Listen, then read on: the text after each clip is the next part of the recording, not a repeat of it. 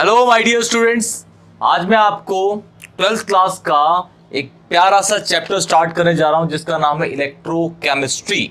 Electrochemistry basically होता क्या है, कोई भी केमिकल एनर्जी जब इलेक्ट्रिकल एनर्जी में कन्वर्ट होती है या फिर कोई भी इलेक्ट्रिकल एनर्जी किसी केमिकल एनर्जी के अंदर कन्वर्ट करती है तो उसे बोलते हैं हम क्या, इलेक्ट्रोकेमिस्ट्री। और ये सारा का सारा रेडॉक्स रिएक्शन पे बेस होता है। रेडॉक्स रिएक्शन सबको पता होगा, रेडॉक्स में red for reduction and ox for oxidation.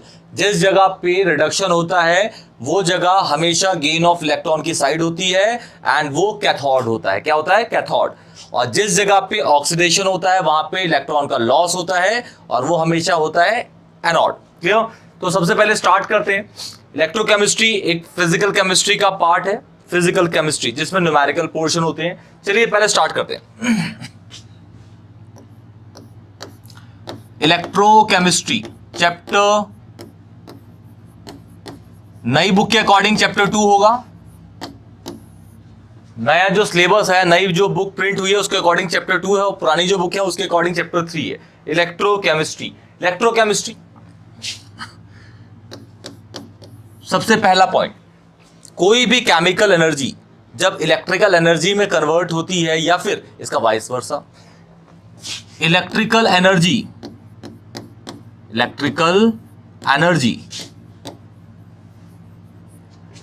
Converts into chemical energy.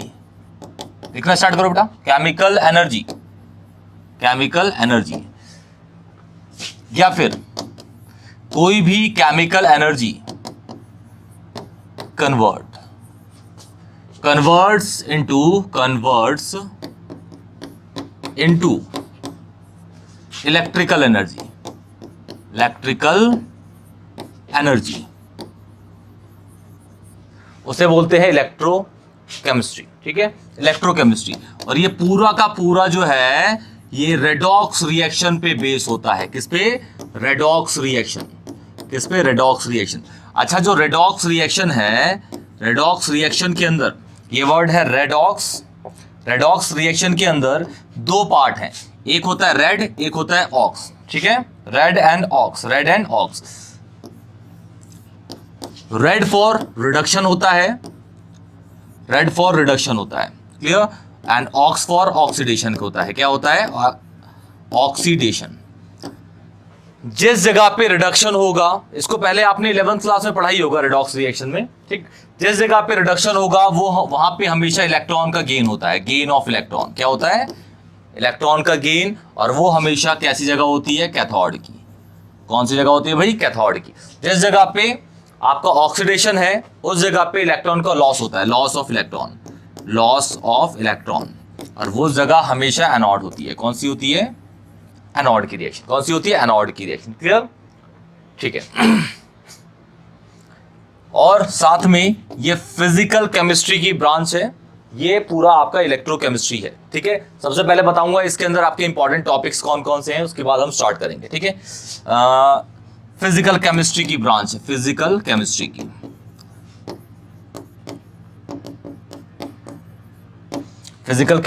Branch है। ठीक है ना, ब्रांच ऑफ फिजिकल केमिस्ट्री, इसको लिख लीजिए। इसके बाद लिखवाता हूं इसमें इंपॉर्टेंट टॉपिक कौन कौन से हैं जो हमें कवर करने हैं। ठीक है, और ऐसे कौन से टॉपिक हैं जो बहुत ज्यादा पूछे जाते हैं। ठीक है, इंपॉर्टेंट टॉपिक। अच्छा, जो बोर्ड के एग्जाम हुए, जो इसका रिजल्ट आया है 2023 में, 2023 में, बच्चों के सबसे ज्यादा मार्क्स कटे इलेक्ट्रोकेमिस्ट्री में। सबसे ज्यादा इलेक्ट्रोकेमिस्ट्री में कटा है मार्क्स उसका। ठीक है, इलेक्ट्रोलिटिक पोर्शन जो था उसमें कटा है, इलेक्ट्रोलिसिस वाला। तो सबसे पहले मैं टॉपिक लिखता हूं, ये बेसिकली इलेक्ट्रोकेमिस्ट्री है। क्लियर? कोई भी इलेक्ट्रिकल एनर्जी जब कन्वर्ट होती है केमिकल एनर्जी में, या फिर कोई भी केमिकल एनर्जी कन्वर्ट होती है इलेक्ट्रिकल एनर्जी में, जैसे मैं आपको बताता हूं। सपोज कहते हैं, देखिए ये एसी का रिमोट है, इसके वजह से ना एक मैं बैटरी निकाल लेता हूं। ये आपको बैटरी दिख रही होगी, इसमें बैटरी, ठीक है, सेल दिख रहा होगा इसमें। ये सेल है, सेल के अंदर सेल के दो पोर्शन होते हैं, सेल के दो पोर्शन है, एक होता है एनोड, एक होता है कैथोड, और बीच में इसके एक इलेक्ट्रोलाइट फिल होता है। इलेक्ट्रोलाइट क्या होता है? इलेक्ट्रोलाइट। अगर आप उसको फोड़ के देखोगे ना तो उसमें इलेक्ट्रोलाइट फिल होता है। वो इलेक्ट्रोलाइट क्या करता है? इलेक्ट्रोलाइट है तो ऑब्वियसली केमिकल है। वो केमिकल एनर्जी किसी सर्किट के साथ लगती है तो वो उसमें इलेक्ट्रिकल एनर्जी बना देती है। इसी को हम पढ़ रहे हैं यहाँ पे इलेक्ट्रोकेमिस्ट्री के अंदर। देखा है ना आपने? उस बैटरी को अगर आप किसी वॉच में लगाओ, घड़ी की जो घड़ी लगी होती है दीवार पे, दीवार घड़ी पे लगाओ तो रोटेट करती है उसकी सुई। मतलब क्या हुआ कि एक केमिकल एनर्जी की बैटरी को मैंने एक्सटर्नल सर्किट में लगाया जो उस घड़ी का था, तो घड़ी रोटेट करने लगी। मतलब उसके अंदर क्या आ गया? इलेक्ट्रिकल एनर्जी प्रोड्यूस हो गई। क्लियर? ठीक। And vice versa. और रेडॉक्स रिएक्शन आपको दिख रहा है, दो पोर्शन होते हैं, एनोड कैथोड। कैथोड पे हमेशा क्या होता है? गेन ऑफ इलेक्ट्रॉन रिडक्शन और oxidation loss of electron anode. ये दोनों अलग अलग कैटेगरीज है। क्लियर? तो चलिए स्टार्ट करते हैं। सबसे पहले इसके मेन टॉपिक्स देख लेते हैं। क्लियर? ओके।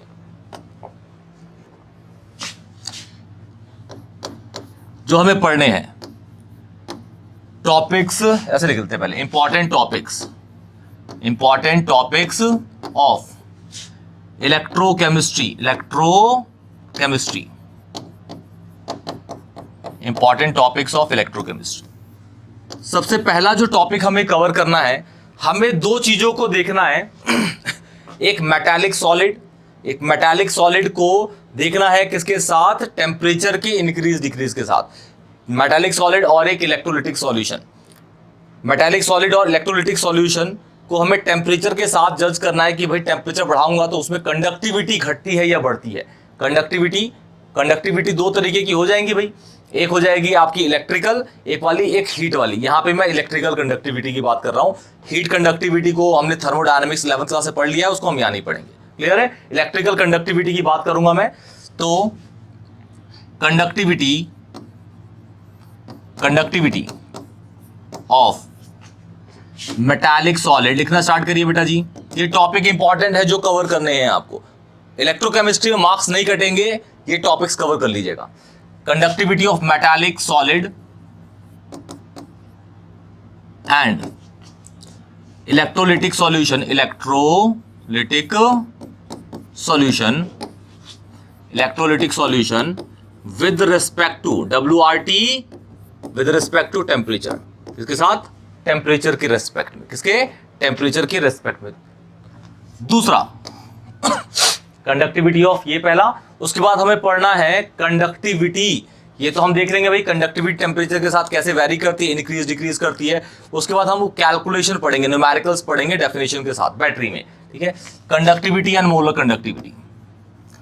कंडक्टिविटी सिंबल्स उसी टाइम पे पढ़ा दिए जाएंगे आपको। And molar conductivity and molar conductivity and molar conductivity. Third आपको पढ़ना है क्या? थर्ड आपको पढ़ना है इसके अंदर dilution of electrolyte.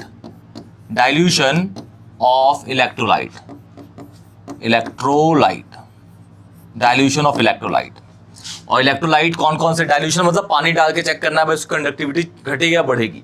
Dilution of electrolyte कौन कौन से?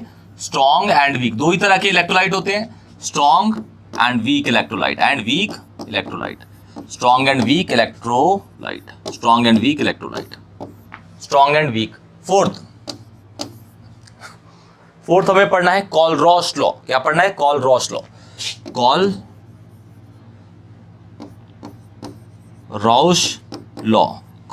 Law of independent migration of ion. Independent migration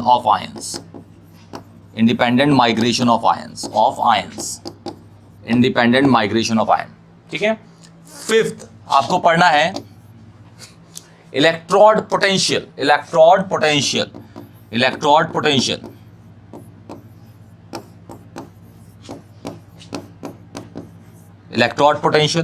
and साथ में standard electrode potential.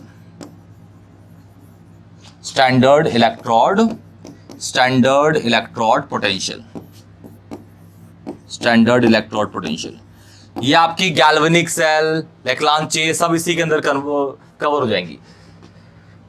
Standard electrode potential, इसको कहते हैं हम ई सेल, इस वाले को ई सेल कहते हैं, एंड इस वाले को बोलते हैं E cell naught, standard for naught. Clear है? सिक्स्थ, ये पढ़ने के बाद हमें एक सबसे इंपॉर्टेंट टॉपिक जो कंफर्म बोर्ड के एग्जाम्स में आता है उसे कहते हैं नर्स्ट इक्वेशन। नर्स्ट इक्वेशन पढ़ी होगी बेटा आपने, आप लोगों ने पढ़ी है नर्स्ट इक्वेशन? नहीं, Nernst equation, Nernst equation confirm है भाई। नर्स्ट इक्वेशन ये सबसे इंपॉर्टेंट पार्ट है इलेक्ट्रोकेमिस्ट्री का जो कंफर्म आएगा, कंफर्म 100% आता है नर्स्ट इक्वेशन। नर्स्ट इक्वेशन पढ़ने के बाद आपको नर्स्ट इक्वेशन को ये अभी जो नर्स्ट इक्वेशन है ये किसके लिए है? फॉरवर्ड रिएक्शंस के लिए। किसके लिए? Only for forward reaction. ठीक है, उसके बाद फॉरवर्ड रिएक्शन के बाद नर्स्ट इक्वेशन को हम इक्विलिब्रियम के साथ पढ़ते हैं, इक्विलिब्रियम रिएक्शन पे। नर्स्ट इक्वेशन किस पे?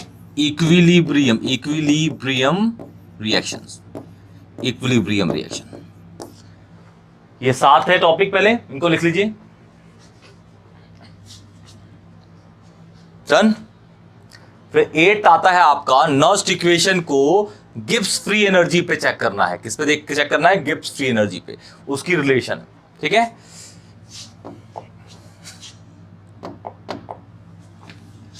8 Nernst equation and Gibbs free energy, Gibbs free energy, Gibbs free energy. ठीक है, ये ठीक है। इसके बाद आपका 9th जो है, 9th आता है आपका Faraday's law, Faraday's law, Faraday's law, Faraday's law. Faraday's में 2 है, ए एंड बी। पहला है आपका first law of Faraday, first law of Faraday, first law of Faraday, फिर second law of Faraday, Michael Faraday. Faraday क्या कहते हैं? जैसे हर चीज की ना इक्वेशन है, ये लॉ क्या बताता है? जैसे ओम्स लॉ क्या बताता था आपको कि अगर आपको करंट पता है तो आप पोटेंशियल डिफरेंस निकाल सकते हो, पोटेंशियल डिफरेंस पता है तो करंट निकाल सकते हो। इक्वेशन लॉ यही बता रहे थे। फैराडे बताते हैं कि अगर आपको किसी भी एक सेल के अंदर अगर आपको ये पता है भाई इस इलेक्ट्रोड का इतना मास है, तो आप ये बता दोगे उस पर कितना चार्ज फ्लो कर रहा था।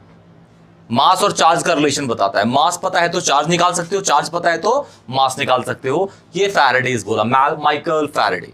ठीक है, second law of Faraday, second law of Faraday. इन सबको लिख लीजिए बेटा, तो स्टार्ट करते हैं। सेकंड, 10th बैटरीज, जिसको हम सेल कहते हैं, बैटरीज, बैटरीज, बैटरीज, बैटरीज। ठीक है, बैटरीज आपको 2 पढ़नी है इसके अंदर, पहला और दूसरा। पहला आपको पढ़ना है primary battery, primary battery. Primary battery में 2 आते हैं,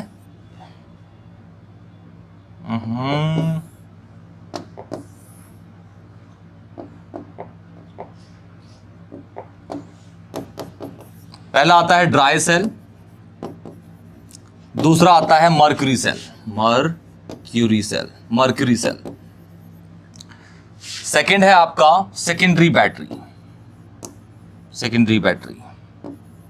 सेकेंडरी बैटरीज कौन से होते हैं भाई? अच्छा, प्राइमरी ऐसी बैटरीज होती हैं जिसको एक बार यूज कर लो तो वो डेड हो जाती है। जैसे ये घड़ी है, घड़ी के अंदर जो बैटरी लगी होती है, एक बार ये साल भर चली, साल भर चलने के बाद ये डेड हो गई, तो दोबारा उसको चार्ज तो करके लगा नहीं सकते, तो ये होगी प्राइमरी।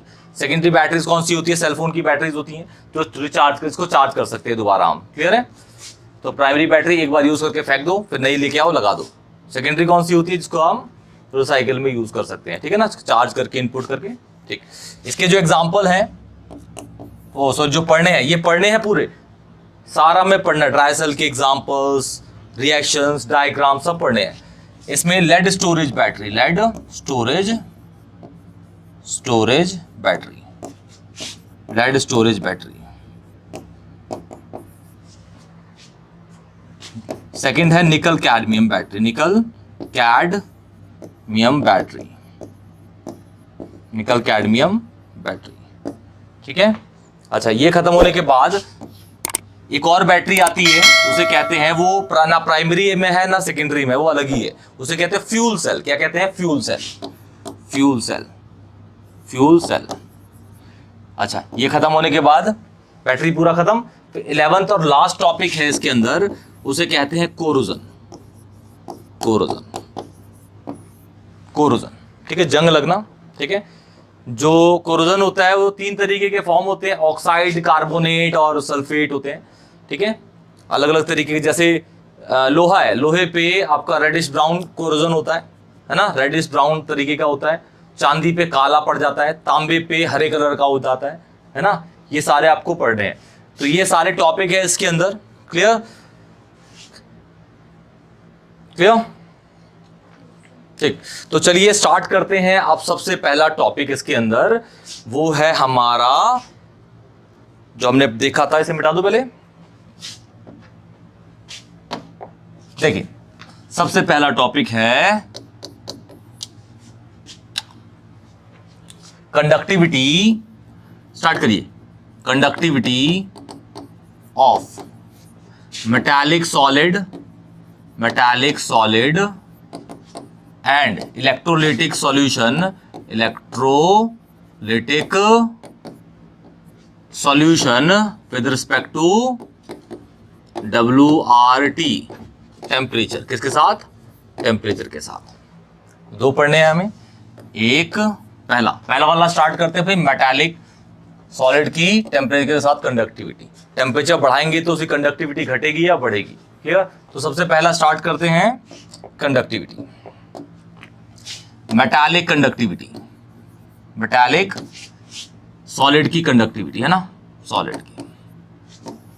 आपको पता है कि भाई एक सपोज आयरन का टुकड़ा ले लेते हैं। आयरन का टुकड़ा इस तरीके का होगा, छोटा सा, और भाई जो आयरन का टुकड़ा एक मेटल है, तो मेटल में जो इलेक्ट्रॉन्स होंगे वो टाइटली पैक होंगे एक दूसरे से। सही है, यही कॉन्सेप्ट है सॉलिड का, हमने यही पढ़ा हुआ बचपन से। क्लियर? ठीक, ये बना देते हैं इलेक्ट्रॉन्स। क्या होंगे ये? इलेक्ट्रॉन्स। और इसको अभी मैं किस पे देख रहा हूं? इसको मैं देख रहा हूं 25 डिग्री टेम्परेचर, जो हमारा रूम टेम्परेचर होता है। रूम टेम्परेचर कितना होता है? 25 डिग्री सेल्सियस या फिर 298 केल्विन, यही होता है ना। ठीक है, जो टेम्परेचर है हमारा वो है 25 डिग्री सेल्सियस, या फिर इसको केल्विन में कन्वर्ट कर देंगे तो 298 केल्विन। क्लियर? ठीक। अब देखो, ये इलेक्ट्रॉन एक दूसरे से क्या है? जुड़े हुए हैं। पहले सुनो बेटा, अब मैं क्या करता हूं, एक तार लेता हूं, तार में करंट है, उस करंट को मैं इधर से इस जगह से लगा देता हूं, और इधर मैं अपना हाथ लगाता हूं, तो क्या मुझे करंट फील होगा? हाँ होगा, क्योंकि वो जो करंट है वो ये जो इलेक्ट्रॉन उसे ले लेगा और उसे पूरे मेटल के अंदर फ्लो करा देगा, क्योंकि ये सारे एक दूसरे से जुड़े हुए हैं। क्या है? जुड़े हुए हैं। ठीक है, अभी इस तरीके से इसको देखते हैं। ठीक है, मतलब इस जगह पे इलेक्ट्रॉन और इलेक्ट्रॉन के बीच में दूरी थी ही नहीं। अच्छा, जो डिस्टेंस है वो अलग अलग तरीके की चीजें होती हैं।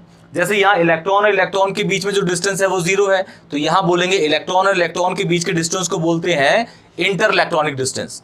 एटम और एटम के बीच के इलेक्ट्रॉन के डिस्टेंस को बोलते हैं इंटर एटॉमिक डिस्टेंस। मॉलिक्यूल और मॉलिक्यूल के डिस्टेंस को बीच के बोलते हैं इंटर मॉलिक्यूलर डिस्टेंस। तो हम यहाँ पे जो वर्ड यूज करेंगे वो यूज करेंगे इंटर इलेक्ट्रॉनिक डिस्टेंस, क्योंकि बात किसकी कर रहे हैं हम? इलेक्ट्रॉन की। क्लियर है? ठीक है। अभी यहाँ पे कंडक्टिविटी ठीक ठाक थी, समझ गए ना? ठीक ठाक थी। अच्छा, अब मैं क्या करता हूं, यहां पे टेम्परेचर रेज करता हूं, टेम्परेचर रेज कर देता हूं। टेम्परेचर मैंने बढ़ा दिया। जैसे ही मैंने टेम्परेचर बढ़ाया बेटा, ठीक है, टेम्परेचर सपोज कहता हूं मैंने कर दिया 80 डिग्री, मान लेते हैं 80 डिग्री। 80 डिग्री करते ही अगर मैं सपोज, जैसे अगर ये आयरन है, आयरन जो होता है वो 1200 डिग्री पे मेल्ट हो जाता है। आयरन जो होता है, हर चीज का एक मेल्टिंग पॉइंट होता है। ठीक है, ये जो पिघलेगा ये 1200 डिग्री पे पिघलता है लोहा, लेकिन हम इतना टेम्परेचर नहीं ले रहे। अगर इसको मैं 1200 डिग्री पे रख दूं तो ये किस में कन्वर्ट हो जाएगा? लिक्विड में। तो लिक्विड में एक इलेक्ट्रॉन और दूसरा इलेक्ट्रॉन दूर दूर हो जाएंगे एक दूसरे से, क्योंकि प्रॉपर्टी हमने पढ़ी है। सॉलिड में इलेक्ट्रॉन एक दूसरे से पास पास होंगे, लिक्विड में थोड़े दूर दूर होंगे, और गैस में थोड़े और दूर दूर होंगे। तो इसको मैंने टेम्परेचर बढ़ा के 80 कर दिया, मान लेते हैं 1200 ना करके 80 डिग्री कर दिया। 80 डिग्री करते ही ये इलेक्ट्रॉन और इलेक्ट्रॉन के बीच में जो दूरी थी, जिसको हम बोल रहे हैं इंटर इलेक्ट्रॉनिक डिस्टेंस, वो बढ़ जाएगी। क्या हो जाएगी? बढ़ जाएगी। मतलब जो इलेक्ट्रॉन है पहले ऐसे चिपके हुए थे, अब कहीं कहीं चिपके होंगे, कहीं कहीं नहीं होंगे। समझ आया क्या कर रहा हूं मैं? जैसे ही टेम्परेचर बढ़ाया आपने, जैसे ही आपने टेम्परेचर इसका बढ़ाया, इलेक्ट्रॉन्स के बीच की दूरी, इंटर इलेक्ट्रॉनिक डिस्टेंस क्या कर गया? बढ़ गया। आप बताइए कि भाई यहां पे मैं करंट लगाता हूं, सपोज एक वायर लेता हूं जिसमें करंट है और इस इलेक्ट्रॉन पे सपोज टच कर दिया, ये इसको फॉरवर्ड करेगा क्या? नहीं करे। क्यों? क्योंकि इसके बीच में इंटर इलेक्ट्रॉनिक डिस्टेंस बढ़ गया। समझ आया? तो टेम्परेचर बढ़ाने से कंडक्टिविटी घटी की बढ़ी? घट गई, है ना। तो as the temperature increases conductivity of a metallic solid decreases. Clear? Reason behind it सबसे पहले ऐसे लिखते हैं, ठीक है। As the temperature of metallic solid as the temperature of metallic solid increases, increase करा, ये इंक्रीज लिखा हुआ है, ठीक है। ठीक, क्या हुआ भाई? इंटर इलेक्ट्रॉनिक डिस्टेंस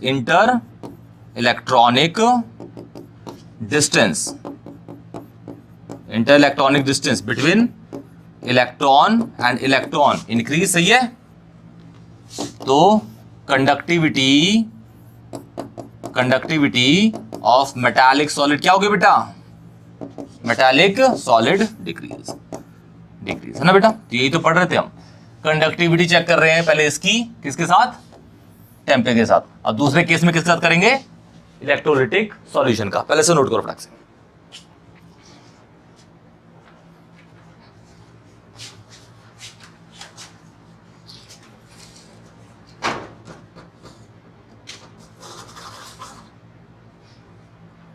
फर्स्ट,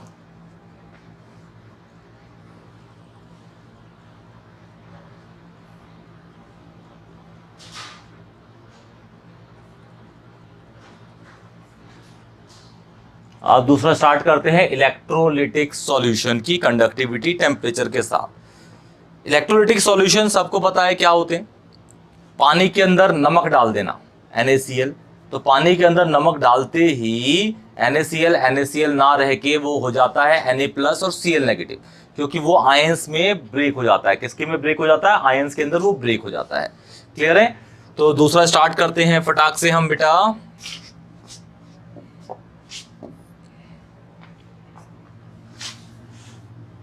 किसके साथ करना है बेटा जी? किसके साथ?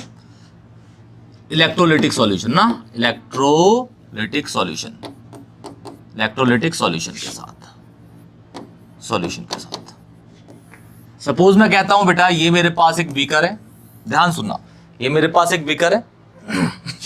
बीकर में मैंने पानी डाल दिया। क्या डाल दिया? पानी। और यहां पे बीकर में पानी डालने के बाद फिर मैंने NaCl डाला, तो वो NaCl ना ही रहेगा, वो किस में कन्वर्ट हो जाएगा? Na+ और Cl नेगेटिव। तो यहां बना देता हूं Na+, ये बना देता हूं Cl नेगेटिव, ये बना देता हूं Na का प्लस, ये बना देता हूं Cl का नेगेटिव, ये बनाता हूं Na का प्लस, ये बना देता हूं Cl का नेगेटिव। ये इस तरीके से है भी नॉर्मली है। और ये किस टेम्परेचर पे है? रूम टेम्परेचर पे देख लेते हैं। इसका टेम्परेचर कितना है? 25 डिग्री। कितना है बेटा? 25 डिग्री, मतलब 298 केल्विन। सही है, ठीक। अच्छा, सपोज मैं कहता हूं कि भाई मेरे पास एक पानी का ग्लास है, इसमें नमक है, और पानी का ग्लास है और इसमें नमक है। पानी के ग्लास में नमक है तो, और इसको मैंने 25 डिग्री पे रख रखा है, मतलब एडिशनली हीट नहीं प्रोवाइड कर रहा, जो है वो रूम टेम्परेचर पे है। तो इसके जो मॉलिक्यूल्स होंगे वो मूव करेंगे, हल्का फुल्का तो मूव करते ही हैं, हल्का फुल्का तो मूव करेंगे ही, ठीक है। मतलब वहां पे अभी कंडक्टिविटी होगी, और जो भी होगी वो किस वजह से? उसके हल्के फुल्के मूवमेंट की वजह से है। क्लियर है? ठीक। लेकिन जैसे ही मैं टेम्परेचर क्या कर देता हूं? रेज कर देता हूं, ठीक है। जैसे ही टेम्परेचर रेज कर दूंगा, पहले कितने पे था ये? 25 पे। अब टेम्परेचर बढ़ा के सपोज मैंने कर दिया 100 डिग्री कर दिया। कितना डिग्री? 100 डिग्री, 80 भी कह सकते हैं हम। टेम्परेचर इंक्रीज कर दिया, चलो 80 मान लेते हैं या 100 मान लेते हैं। तो यहाँ पे पहले 25 डिग्री पे थे, उसके बाद अब 100 डिग्री पे है। तो इसमें मॉलिक्यूल्स में जो मूवमेंट होगी वो ज्यादा होगी 100 डिग्री में कि कम होगी? ज्यादा होगी। मतलब टेम्परेचर इंक्रीज करते ही, पहले सुनो बेटा, टेम्परेचर इंक्रीज करते ही इसकी मूवमेंट, मोबिलिटी, मोशन, मूवमेंट, ये क्या कर गई? बढ़ गई। अब मूवमेंट बढ़ गई इसकी, तो Na+ और Cl नेगेटिव, क्योंकि भाई आयंस की तो कोई आंखें हैं नहीं सॉल्यूशन के अंदर। मोबिलिटी बढ़ी तो मॉलिक्यूल इधर उधर रैंडम मोशन में मूव करेगा, और वो एक दूसरे से क्या करेंगे? टकराएंगे। इसका मतलब वहां पे कंडक्टिविटी बढ़ जाएगी। क्या हो जाएगी? बढ़ जाएगी, ठीक है। तो यहां पे ऐसे डाल लेते हैं, ऐसे फ्लो बना लेते हैं। पहले छोटा सा ये बना लिया हमने Na+, ये Cl नेगेटिव, ये Na प्लस, ये Cl नेगेटिव, ये Na प्लस, ये Cl नेगेटिव, ठीक है। ये ऐसे मूव कर रहा है, ये ऐसे मूव कर रहा है, ये ऐसे मूव कर रहा है, ये ऐसे, मतलब यहाँ पे कोलिजन बढ़ गया। यहाँ पे सपोज कह रहा था मैं कि भाई बहुत धीरे मूव कर रहे थे, तो यहाँ पे 1 सेकंड में कोलिजन जो हो रहे थे वो बहुत कम हो रहे थे, लेकिन जैसे ही टेम्परेचर बढ़ाया तो कोलिजन फ्रीक्वेंसी, मतलब 1 सेकंड में नंबर ऑफ कोलिजन वो क्या कर गए, बढ़ गए, तो कंडक्टिविटी भी बढ़ जाएगी। क्या हो जाएगी, बढ़ जाएगी। तो देखिए बेटा, ये है आपका, सबसे पहले स्टार्ट करते हैं क्या क्या हुआ है इसके अंदर, कि as the temperature of electrolytic solution